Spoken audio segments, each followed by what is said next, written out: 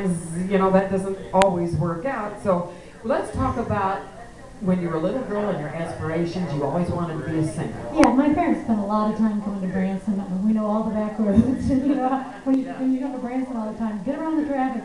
So, you know, I spent a lot of time coming here, and as a child, I just wanted to see all the shows. So I got that opportunity, but as I was growing, I could sing, and I just thought, I want to be up there, I want to be up there, you know. You sit back in those theater seats, don't you? And you look and you say, I can do that. You do. When you're, well, you know, I didn't really have the confidence as a child. I was quite scared of musical breaks. Didn't know what to do between the musical breaks. What do you do? Now I just move. But that was pretty much the problem with me. But I came out of that, and now I'm really comfortable. And, you know, when you have a dream in your heart, it never goes away. So you take all these different avenues. You know, I worked in the grocery store, I was a waitress, I was a bartender, I was all kinds of different things. But in the end, you come back to your true self. And my true self was right there all along. I almost believe that gift is innate in you, and you know instinctively that's what you want to do. I knew that. I did, I used to sit and watch Edward R. Murrow on the interview stage with that big old screen back there, and I'd go, I think I'd like to do that someday. I think I'd like to interview. And did you have grandparents that said, now don't do that because you'll start doing drugs? No, I never really I never had a whole lot of backing there in that department. They're like, no, you'll do drugs and you'll have to sleep your way to the top. Well, through all the road that you've gone in entertainment, you know, let's talk about when you first started your singing career on stage. When did that happen for you? That's kind of funny. The first dollar I made was at the Wapapella Opry, the Wapapella, Missouri, and someone, a distant family member, owned the Wapapella Opry, so they allowed me to sing. And the best I can recall, because I guess I was 10 or 11, so something in that range, was there was a father-daughter duo. It was very famous at the time. Maybe if you said the name, probably who it was. Yes.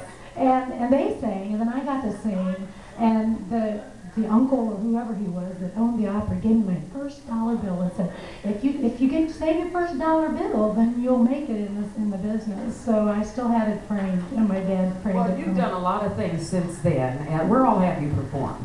I pretty much stuck around the St. Louis area, but gosh, I'd love to go further. I just kind of got sidetracked raising children. Sure. But they say after 40, you know, life can begin, and so I'm believing for that. And so now you've got your own traveling music show. Yeah. And you've raised your children, and now you're back re-identifying, redefining yourself. Yes. And that's why I had you on the show today, because I want people to hear new talent. You know, just because your name isn't in lights doesn't mean that you're nonetheless talented.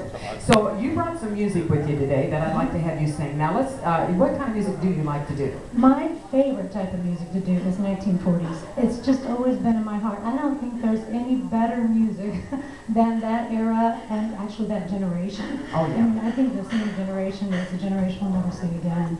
You know, and like George was saying, you know, the audiences like to go back to a better time, and so you kind of help them do that, don't you? I do. So what song did you pick for us today? Today I've chosen Patti Page tune. I just love hearing her music. And this one in particular is called Old Cape Cod. Oh, I remember that. Or we could do Allegheny Moon. I'm back to back on the CD. But I love doing both. Well, let's decide, and Noel will cue it up for you. Elizabeth Lakamp from St. Louis, Missouri, going to sing the song for you today.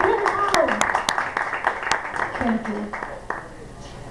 We're at the Jockey Be Good's Uptown Cafe in Branson, Missouri on Highway 165, and you're listening to Branson Radio Live. If you understand dunes and salty air, quaint little villages here and there, then you're sure to fall in love with old Cape Cod.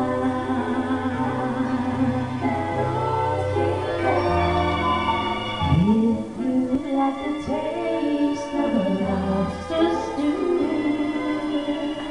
sit by the window with an ocean view, then you're sure to fall in love with old Cape Cod.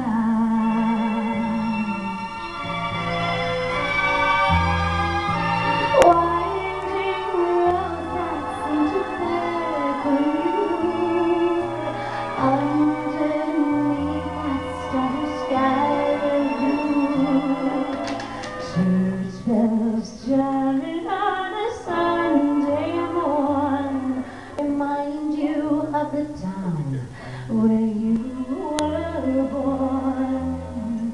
If you spend an evening you'll want to stay, watching that moonlight on